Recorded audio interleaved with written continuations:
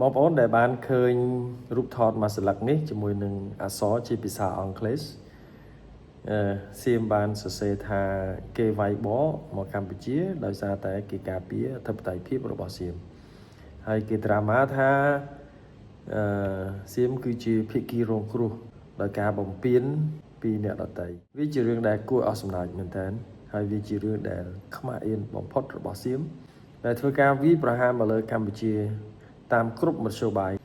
មានទាំងយន្តហោះ F-16 Gripen គ្រាប់បែកចង្កោមវាយប្រហារមកលើស្ពានផ្លូវថ្នល់វត្តអារាមសាលារៀនប្រាសាទនិងសម្រាប់ប្រជាពលរដ្ឋស្លូតត្រង់បំផ្លាញលំនៅឋានដែលជាទីប្រជុំជនដែលប្រជាពលរដ្ឋស្លូតត្រង់លោករស់នៅដែលចោទប្រកាន់ថាទី1សង្ស័យថាជាទីតាំងរបស់យោធាទី2គេចាត់ទុកថាជា scammer មាននៅកម្ពុជាហេតុអ្វីបានជាសៀមចូលមកទន្ទ្រានទឹកដីរបស់ប្រទេសកម្ពុជាឯណាទៅក្នុងនាមជាប្រទេសស៊ីវិល័យមួយដែលចូលមកឈ្លានពានលើទឹកដីរបស់អ្នកដទៃនេះឬគឺជាចរិតរបស់ប្រទេសស៊ីវិល័យនេះឬគឺជាចរិតរបស់ប្រទេសដែលជាសមាជិកអាស៊ាន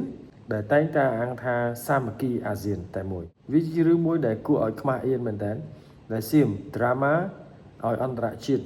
បានឃើញថាខ្លួនគឺជាជនរងគ្រោះហើយវាជារឿងមួយដែលឈួតមែនតើបើសិនតែជាអន្តរជាតិយល់ឃើញថាការដ្រាម៉ារបស់សៀមគឺជាការពិត